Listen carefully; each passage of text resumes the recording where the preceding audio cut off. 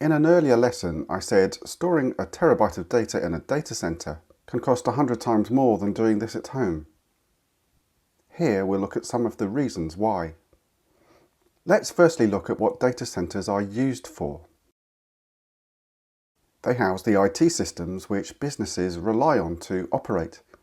As business has become a 24/7 concern, so these systems must be up and running non-stop. If the IT stops, business stops. Downtime is highly expensive. A key characteristic of a data center is that it's shared. In other words, a single system failing can affect many people. This is entirely different to a PC or laptop failing when just one person is affected.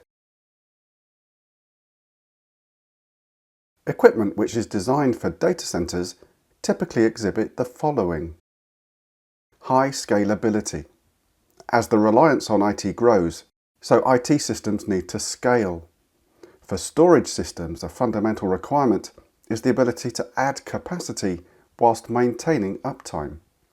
These solutions are designed with hot plug hard drives, which can be inserted or removed while the system is powered up. To add capacity, simply add hard drives. When you run out of slots, simply add another shelf. Then populate with drives as needed. A key technology for achieving this is called RAID, which joins drives together into a pool of storage. We'll have more on this later in the course. Performance. Having users waiting for IT equipment to do its thing is highly inefficient. In the case of storage, reading and writing of huge amounts of data has to happen at an appropriate speed. Different applications have different performance requirements, so in most cases, organizations use a mix of storage types. Availability. This is a measure of how well the system can keep delivering service, despite the potential for component failures. It is normally measured in terms of nines, so 3 nines of availability means 99.9%. Statistically, this means the system will be up and running for 99.9% of the time. This equates to around 9 hours of downtime in a year. This could still be millions of dollars of downtime cost, depending on the organization. Many storage systems offer 5 nines, or 99.999% availability. About 5 minutes of downtime per year. There is a huge amount of engineering which has to go into the system design to achieve high availability. From hard drives which are hardened for data center use, through to component redundancy, meaning components are at least doubled up with the ability to automate failover between components.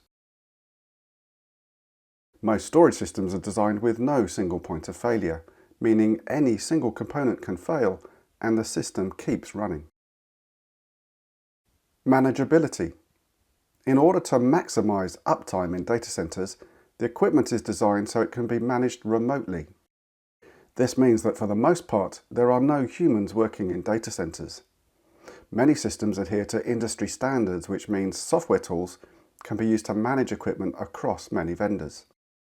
These systems can generate a lot of so-called log data, which can be used to monitor operations and also to aid root cause analysis if systems ever fail. A recent trend in data centers is to use this data to feed machine learning algorithms which can predict failures before they happen, or even provide guidance on how to avoid failures. Serviceability. It's all very well having components built into systems with automated failover. This can avoid downtime. However, when these failures occur, systems enter a high-risk state. A further component failure will cause downtime if there is no redundancy left. Failures cause alerts through the system management software, so IT operations know that the failed component needs replacing. In many cases, these alerts may also be sent directly to the equipment manufacturer, so they can send a replacement part. These parts are often hot plug, meaning they can be replaced with the system still powered up. Similar to the hard drives we discussed earlier, there are other hot plug components including power supplies, network cards, adapters and interfaces. All of these features add to the engineering complexity and software overheads associated with data center equipment. These are a large contributor to the huge cost of data center storage compared to storage devices used in the home or in client devices.